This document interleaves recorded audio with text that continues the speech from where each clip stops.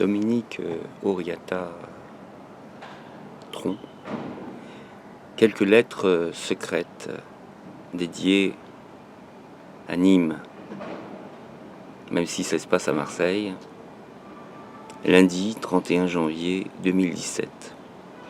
Cher Nîmes, je me suis promené tout le matin le long des quais.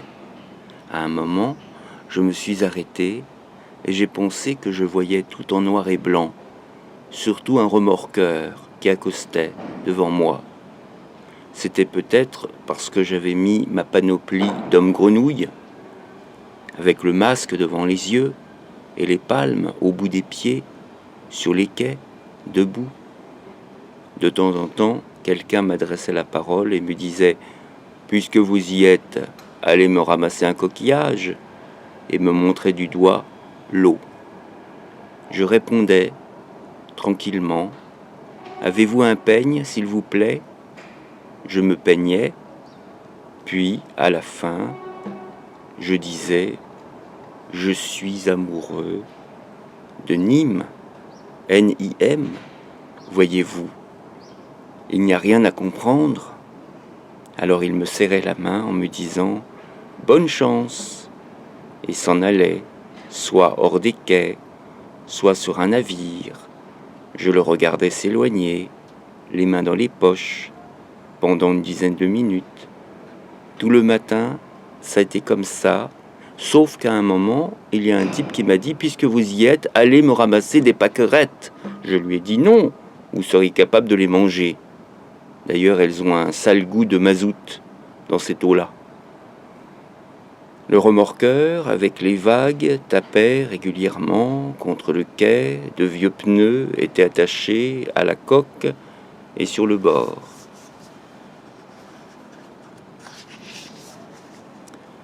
Le bonhomme m'a dit « Ça fait rien, à demain. » Je ne me vois pas, je suis au plein soleil. Enfin, c'est pas grave.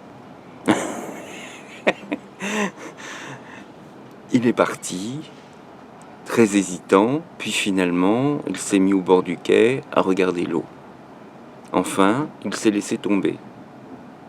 Les ouvriers, sur les grues et sur les remorqueurs, se retournaient et disaient « Tiens, le pauvre !»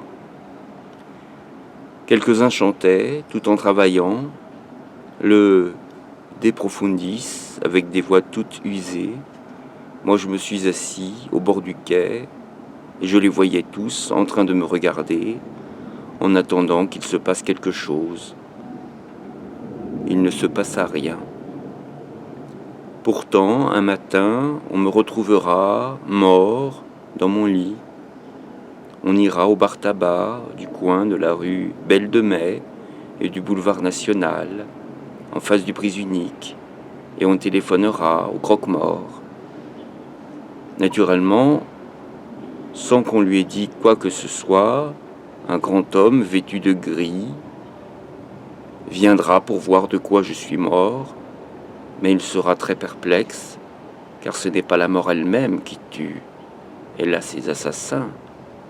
Il dira que je suis mort, du remords de quelques blagues bêtes volées à Harakiri. Il dira aussi que ça n'a aucune importance, tout étant consommé. Alors tout de suite, les croque-morts sonneront une dizaine de fois, avec une boîte trop petite sous les bras. Ils m'y allongeront avec difficulté, puis ils appuieront pour fermer le couvercle. Ils s'assoiront dessus et planteront des clous sur les bords. Puis, il y aura mon enterrement. Il y aura d'abord toute la classe à mon enterrement, en train de se demander ce qu'elle fait là, comme si elle se trouvait dans un entrepôt de bananes. Il y aura mes professeurs qui diraient « On n'a rien perdu, c'était un cancre ». Puis, il y aura toi. Tu pleureras de temps en temps et tu trouveras que le cimetière est bien loin, parce que tout de même, tu m'auras aimé beaucoup, toi, Nîmes. Tu te sentiras peut-être toute seule, au milieu de ces gens qui n'ont rien à faire avec moi.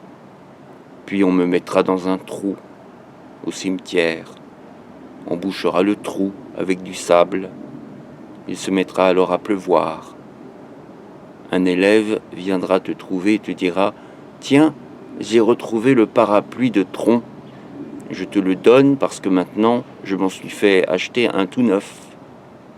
Tu t'abriteras sous ce parapluie et alors, tu ne t'arrêteras plus de marcher sous l'orage. » Dominique à Nîmes, Tron, en ce 31 janvier 2017.